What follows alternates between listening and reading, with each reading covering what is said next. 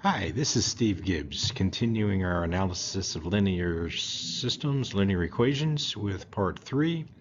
Uh, Parts 1 and 2, you should be finished by now, so hopefully we'll be able to finish up our look at linear equations through Cramer's solution here in part 3. As we've been looking at the process of solving linear equations, we've already defined a problem, so we're going to go back to it again. 3 apples plus 5 oranges costs $1.70, $1.70. 5 apples plus 1 orange costs $1.00. So how much does each apple cost? How much does each orange cost? We've looked at 4 techniques, or today we'll look at the 4th technique. The first technique we looked at was substitution. Then we looked at a graphical approach to solving linear equations. Last lecture looked at matrix algebra. Now you may want to go back and review some of the matrix algebra before you go on to this one, which is called Cramer's rule. Cramer's rule takes the matrix algebra approach but makes it significantly more straightforward, so you may find it the easiest to use when you're working without math tools like Mathematica or MATLAB. Okay, let's go back to our problem.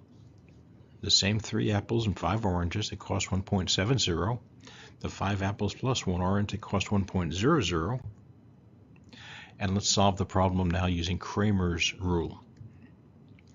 We go back to the format that we used when we solved a matrix problem, where we have our matrix times the unknown equal our resultant vector. With Cramer's rule, the solution is calculated using this formulation.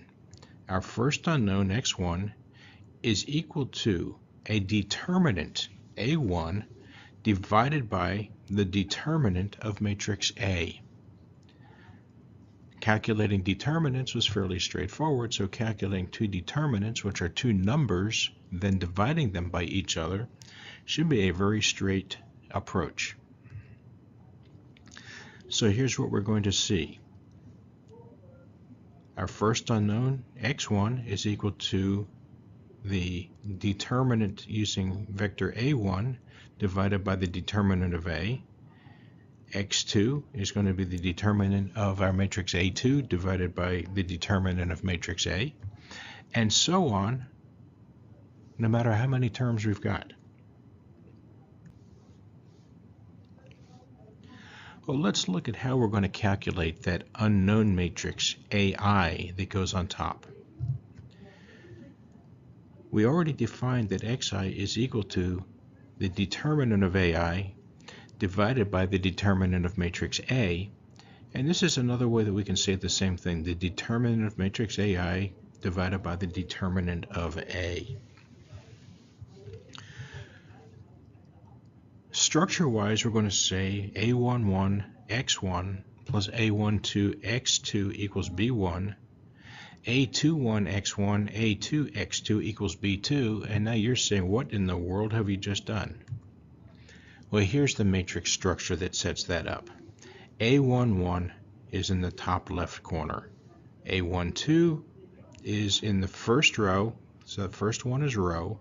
Position 1, position 2.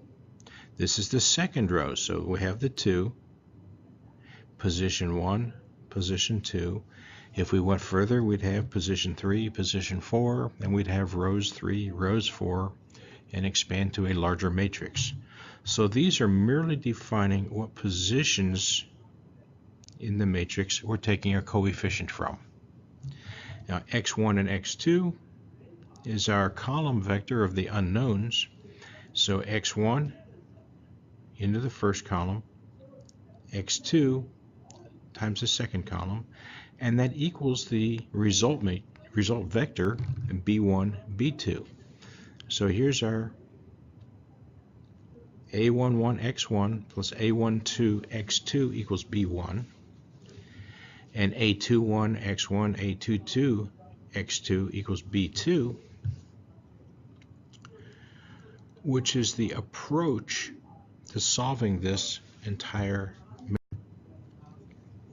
Now let's calculate the determinant of matrix AI. We learned that the determinant of matrix A started as the component parts A11, A12 for the first row, position 1, position 2, or column 1, column 2. Then A21, A22 for the second row, column 1, second row, column 2. The determinant for A1 is going to take substituting the result vector B1 and B2 into column 1. Similarly, solving the determinant for A2 is going to mean substituting the result vector B1 and B2 into column 2. We're not going to go there in this lecture, but if we wanted to go farther with this, we could go with A3, A4, and so on if we went to a 3x3 or 4x4 matrix. But the same process would be used. The matrix AI is equivalent to the determinant with a substitution of the result vector into the column of interest. So now we can look at calculating the specific unknowns, the xi's. We start with x1 is equal to the determinant of matrix A1 divided by the determinant of matrix A. The determinant of A2 divided by the determinant of A gives us the value for x2, because we take the determinant of A2, the second column, divided by the determinant of A, and we have our xi values, x1 and x2, in our 2x2 arrangement. Now we can focus on solving for x1 and x2. We start by looking that x1 is equal to the determinant of A1 divided by the determinant of A, which when we do the cross multiplication, we have B1 A22 minus A12 B2, and the determinant of matrix A is A11 A22 minus A12 A21. So here's a number divided by a number. X2 is solved exactly the same way. A11 B2 minus A22 B1, A11 A22 minus A21 A12 make our numerator and our denominator. So there is our solution for x2. So we go back to our original equation, apples and oranges. If we start with our original matrix, 3 apples, 5 oranges, $1.70, 5 apples, 1 orange, $1. That leads for x1 to 1.7, 1, 5, and 1, which sets up 1.7 times 1 minus 1 times 5. Our denominator matrix becomes 3 times 1 minus 5 times 5. And that leads to a minus 3.3 divided by minus 2.2 equals 0.15. Similarly for x2, now we have our output resultant matrix in the second column, and we have 3, 1 minus 5 times 1.7, 3 times 1 minus 5 times 1.7 in the numerator. We have the same thing in the denominator. So now we have minus 5.5 divided by minus 22, and that becomes minus 0.25. So over the last couple of videos, we've looked at 4 different techniques for solving linear equations. We started by looking at substitution.